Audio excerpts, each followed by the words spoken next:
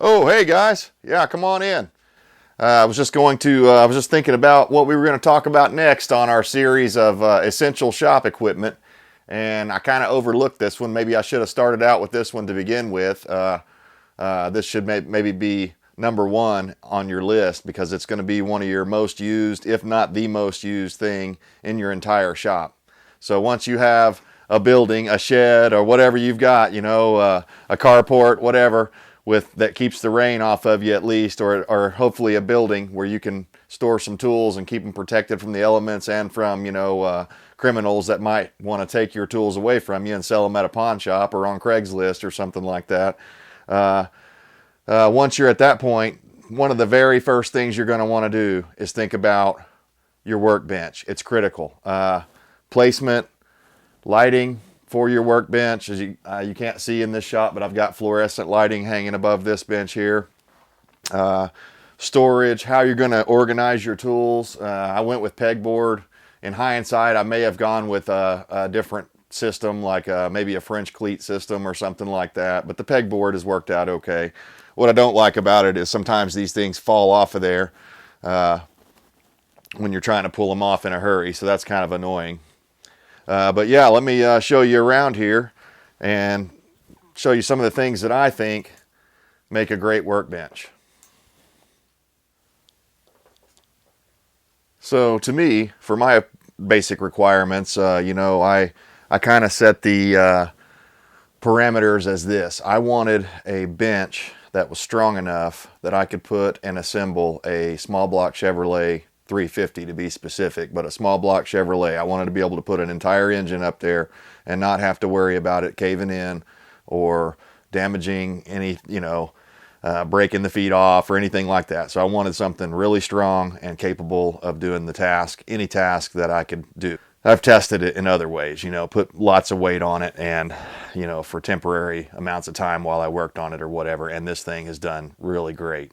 How this came to be was I used to, through my previous business dealings, I used to interact with a guy that basically he was just scrapping out a whole bunch of these cabinets, and they were the bottom part of a fountain type machine set on top of them up here.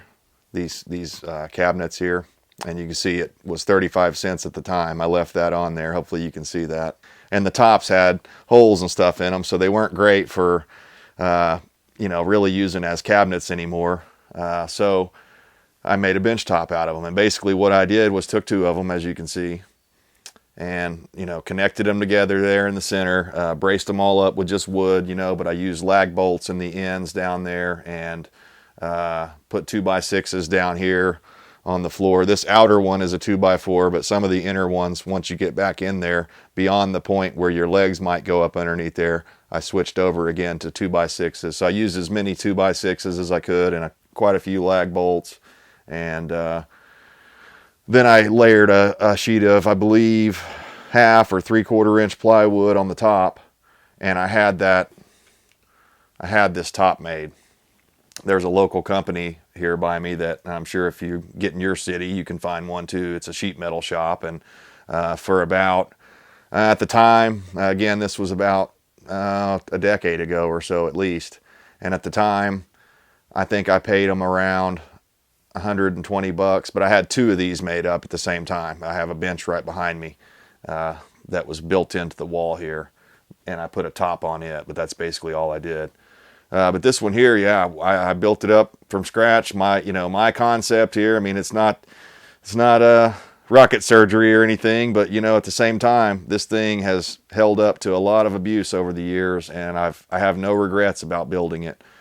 I paid them to turn the back edge up like that on the sheet metal and the front edge down.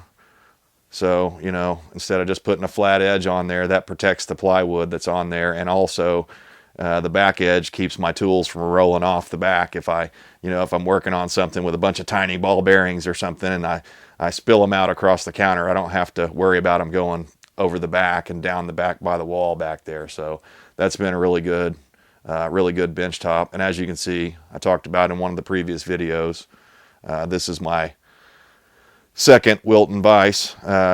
Only charged 35 cents each use for it. So you know, if you ever come by, that's the fee. I should probably change that to an hourly fee though, because I think I might be giving it way too cheap there. But anyways, yeah. So the bench top has been great. I have no regrets about that. It's a galvanized steel. It's not stainless. It's galvanized, which has been fine for me. You know, I thought about getting stainless steel, but even, you know, 10 years ago, stainless steel was pretty darned high, so I didn't want to fool with that. I just went ahead and went with galvanized, and I keep it cleaned off. There's a few places where I've got some spots on the top here where some chemical or something that I've used has affected the galvanizing a little bit and turned it a little bit chalky. But usually what I do is when I clean it up, I put a little light layer of oil over the top of it, and it protects that and keeps it from rusting or anything like that. So, I mean, this workbench is solid. I've had all kinds of heavy stuff on here, and I have no regrets about anything about the way I built it.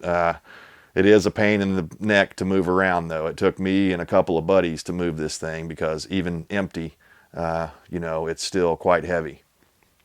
So let me get over here and show you. We're not going to go all through it because I've got some reloading stuff in there, and I don't want to trigger the YouTube bots, but the cabinet's open. Of course, I've got a shelf down there. I keep my rags and things like that, old t-shirts, things like that over here. Tumbler for cleaning parts and stuff like that. Just great, you know. And you know, I've got my chair over here, and I've got another one over here next to that I can pull out if one of my buddies comes by and we're going to sit around and, you know, talk shop or something. But yeah, no regrets. This little workbench and my setup has been fantastic. You can see I've got a few tools missing out of their spots there, but that's because when I go out off grid, I have to load up a bunch of tools and take anything I might need with me, and I just haven't gotten them back in place yet. But yeah, this is a fantastic bench. I've got that light there, which is great. You can, you know, as we get older, our eyes aren't as good, you know, so we need more and more light to see those especially small things when you're working on really tiny things. But yeah, you can't live, or I couldn't live without a workbench like this. You got to have some place to break things apart and, you know, work on them, fix them. If you're trying to do it on a kitchen countertop, you're going to make the missus angry pretty quick, because eventually, no matter how careful you are, you'll eventually either spill something that, you know, leaks through and damages the countertop, or you'll scratch it or something like that. So you need a place where you can get out here, get a little rough. Now, I don't hammer directly on top of the tabletop because it's not going to be strong enough for that. All it has underneath it is wood, you know, and it's just I can't remember the gauge. I'm wanting to say it's 18 gauge, maybe 20 gauge metal. I can't recall. So it's not super thick, you know, it's no thicker than your car fender. So you wouldn't want to go hammering on the thing, even though it is backed by wood. But that's what the vise is for. That's what anvils are for and things like that. So, all right, guys, that about covers it. There's not a whole lot to it, but this is how I built my own. It's been fantastic. You can buy those leg kits, and, you know, I've actually had experience working in shops and stuff where they've used those kits, and you go out and get a solid core door, and basically you can do the same thing with one of those leg kits, and they're really strong and stout once you get them weighted down and everything with that solid core door and get them built. And some of them have provisions where you can bolt them down to the floor. So if you really want to go that extra mile, you could do that also. So yeah, think about it, guys, where you place your workbench and how that's going to work out for you, how big it's going to be. And pretty much my rule is it's just on a workbench or a shop size, stuff like that. It's just almost never big enough, because you're gonna build a shop, you're gonna build a workbench, and one day wish that you had more. You'd wish you'd had 2 more feet on the end down there, or something like that, or more storage or something. So always try to build with that kind of a mindset, and it'll help you go a long ways, and you'll be able to use that tool for quite a long time, or equipment. All right, guys, appreciate tuning in. Till next time, be good, happy wrenching, and we'll see you later.